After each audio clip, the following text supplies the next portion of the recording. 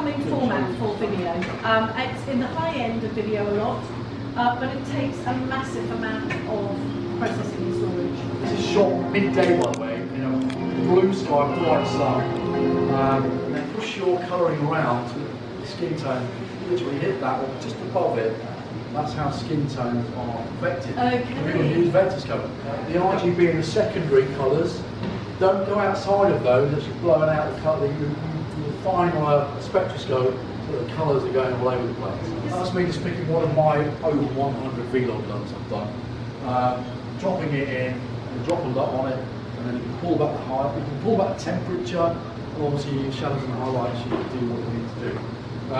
But yeah, I mean, it's not particularly good like that one for this particular scene, but it's just showing you and demonstrating how easy it is to get around Final Cut Pro with Apple Pro Resource. Very quick, fast settings to get into slow-mos, the HFRs, VFRs, and all these different analog if you want them. Remember, you have angles in the S1H, so 180-degree shutter, no matter what frame you put it at, it'll always double it. The 180-degree rule means that motion blur between two adjacent frames is the correct vision motion blur. Yeah? In the high ISO setting for low light, we have 4005, then goes up and up and up. When you're not in log and you're filming in normal picture profiles like Rec 709 or standard profiles, or hybrid log gamma, or the City Light D style, camcorder style gammas, we've got different native ISOs. They've been tuned for those profiles. So our log curve is almost identical to the ARRI log curve.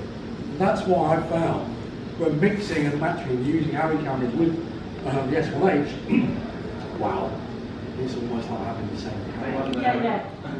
Photos. Yeah. Right. We had to rig. Oh god, yeah. Oh and my they god. came in a box with 16,000 little cogs and items and no instructions. And we sat in a room for about 5 hours. They were really trying to work out which bit. Amounts of SD cards that you hot swap into the dual SD slots. The S1 has only got XQD and one SD card slot. In this particular body, let's show you that. Slightly bigger the XQD for photography if you're doing raw, fast recording of raw photography. Certainly with this camera, long duration recording. So if you're doing events, weddings, long recording sessions, you can do it quite comfortably with this camera. And this will go on forever as long as you've got enough battery juice or SD cards, you can keep feeding them and hot swapping. You can just keep going. So that's the first thing which is great about this camera. S1, a mixture of both photography and videography, and now with the S1H, specifically really for cinematographers, pro filmmakers, people who really want to go up a level, but it still retains the photographic capabilities, certainly of the S1, providing you really good 14-bit imagery, and you can do time-lapse, which is a very important aspect of filmmaking and photography. This is a full-frame sensor. We've got dual image stabilization, and on lens, and certain lenses, not that one. and in body image stabilization, so I can do pans, movement, and there's no jerky, like you get on other cameras. There's the chief differences between the S1R photographic camera. It does do a little bit of video. It excels obviously in photographic terms. It can do 47.3 megapixels, slightly bigger sensor. It can do a 187 high resolution photo mode. The S1 is more for low light work. So it's a 24.2 megapixel sensor. The pixel phototypes are actually bigger, which means more light gets into those photo buckets, which means in low light, in the dark, it performs admirably well. The S1H goes a stage further. It's a highly tuned dual ISO sensor. 4,000, 5,000, even 10,000 ISO is amazing, and it's better than the current full-frame market, the A7S2, in terms of performance in low light. The S1H clear difference is 6K camera, and that means you can shoot the full open gate, the full size of the sensor. That means if you're doing HD or 4K UHD, you can use that to crop out or do post-production digital effects without any loss of resolution. Yeah, but running at 50 frames per second or 25, 30p, 24p, obviously Super 35 in 50 frames per second, 60 frames per second. We also do HD with sound at 120 frames per second now, and the dynamic range is incredible. It's noise-free at those. This is an HD resolution only, EVF, external EVF. It costs about £2 these cinema ones, £2 for that. This comes with a bigger cinema lens.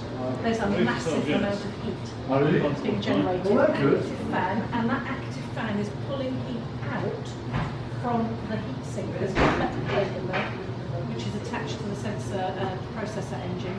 That's taking the heat down. More comfortable. Yes, yes. I have tried. I have literally used it as a hand warmer. If you want It to, might you've got the direct. be sitting over in the corner there. Yes, it's fine. It's fine. I'm not at all. It's luckily my sales manager isn't here.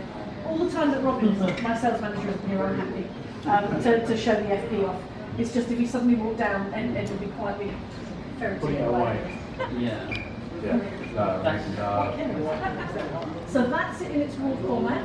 I know it's not amazing. It doesn't matter, but what we can do is we can go back to Panasonic and say, well, In the sweet spot, in the ISO range, dynamic range, the S1, the yellow one, Panasonic S1, against the current market leader, which is the A7 III, Sony. We are in the sweet spots. We climb around in the 360, 400, all the way to 1600 for the standard profiles. The settings that we mainly shoot at in the day, let's have some later. grey, and then you put a look or a colour look over the top of that. VLT LUTs, we call them, which you can save from DaVinci or create in Photoshop. Creating a lot of creation software and freebies out there as well. Primary colours, there's that what we'll say 18% middle greys around there. So we've got 6 or more stops on the S1H. Yeah, look at the Varicam, yeah? We're equal to a 30 grand Varicam camera, the Varicam 35. We're not equal there, we're actually bigger than the EVA1. That is how we measure under a long curve the proportion of what is being used from middle grey, yeah, all the way up to the highlights. Blacks down here, middle grey, highlights at the top. This is the 10-bit values of V-log and the 10-bit values of log C against each other. Look how close we are. We're actually closer to C-log on the Arri wide gamut with V-log V-gamut. We are closest to them than any other camera performance. You know, the Arri Alexa is the #1 camera in Hollywood. It's the #1 camera in Netflix. We've just been given Netflix accreditation for the S1H as an A camera. Yeah, it's now there's no other mirrorless camera out there which can do that. It's been given that accreditation. We can mix and match the look of the Arri very easily with the S1H. The Arri Look Library, I've even looked at using the Arri Look Library, which you can download online. There are a couple of lots they have on the Arri Look Library.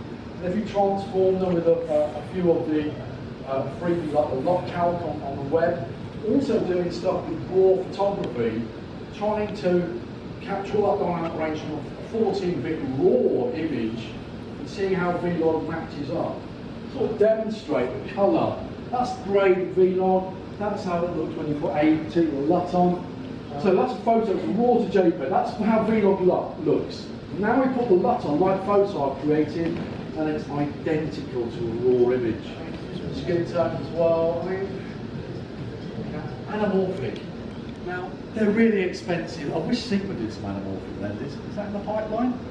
You know, I've been just using anamorphic projection lenses, like this is a Kawa B&H ×2. So it's an anamorphic lens, it looks like a tiger's eye or a cat's eye, yeah? It can squeeze, using the full resolution of the sensor, twice as much information into that area. I've got the Bell & Howell's ×2 anamorphic, an old lens. You can pick these up anywhere between 800 to 1500 quid. anamorphics cost a lot of money. There are all these anamorphic modes, which the S1H and the GH5, GH5S support. And there's different settings, different frame rates. This will work under times 1.8, times 1.5, 1.8 being a lot of new anamorphic lenses. So if you shoot your 3x2, 1.2 is perfect for it.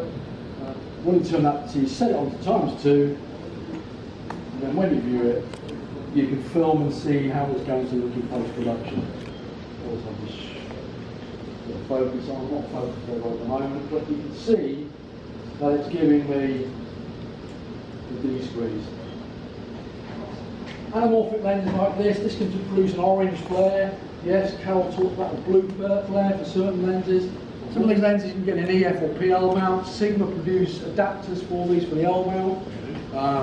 We've got some cinema lenses here. I haven't got any more here unfortunately, but yeah, you can hire these lenses on a daily basis. Take it, you would stand there. This wouldn't be here. This would come off this handle. Unfortunately, I can't get it off without taking it off. Yeah, I get the idea. You get the idea. So a USB 3.1 connector on the side. You want to have these batteries in like a waste bank? Yeah. So you lock batteries back. This is a shoulder counter. Right, yeah. And a You bit. get all this, you tune it up, you push it along, turn it to your favourite shoulder position. Can you feel that? Bring it down or up. And then you can move that to the position, you can make it longer. But yeah, you pull all this off to show you. So while you're holding that, I'm just going to... or on this one. Next year we will be making 3 or 4 more lenses as well. So hello, I'm Ed from Sigma. I'm the events coordinator for Sigma. Founded the 9th of September 1961. So these things here that go between the camera and the lens, make the lens with a telephoto. Sigma invented it. Very happy to do it. The way to do the cells and not been immediately killed it on, so when you put it on the camera, it's a much more solid setting. So the registration between the lens and the sensor is much closer and it doesn't give you around so much else. Yeah, just open it up. And we can also do things like this. It's the 1424 f2.8, so we go for slightly more modest aperture. And at the other extreme from our 1.235, we can make the Diddy 45 and 2.8. One of the nicest triple waffles by Panasonic, and that will go on our little camera, our little lens will come with a Panasonic. I've just had my camera upstairs with a Leica 90mm L mount on it. This is a counterfeit lens. Straight on there. We've now got a cine lens and a filter. About colour channel. And 10 Yeah, absolutely. So we put the something that's fairly uniform colour like sky. If you do it on 8-bit, you can get bands that you wouldn't get those bands, so it just gives you more colour. With this, for video, incredible what this can do. If you film above, below, around corners, you can do it with that particular LCD. Video is prone to moire. Moire is high detail. You know, for example, someone wearing a check shirt, you might have seen it on TV, you get that weird effect, moire effect, where it blends in or goes all crazy. And that's because it's probably got, you know, no LPF on the camera. We've got the LPF, the low pass filter, and that cuts out that contrast moire, as we call it. EFS and You can see there, which is double frame rate, so it's also got 50 Hz and 60 see how much Hz. more you can actually use it in the back screen. Here, these are We can switch down to Super Blue 5, 4 pixel for pixel, get it even tighter. So I just drew all this is accurately proportionate. All frames, different frames. So that's 6K, the red one. Huge, huge.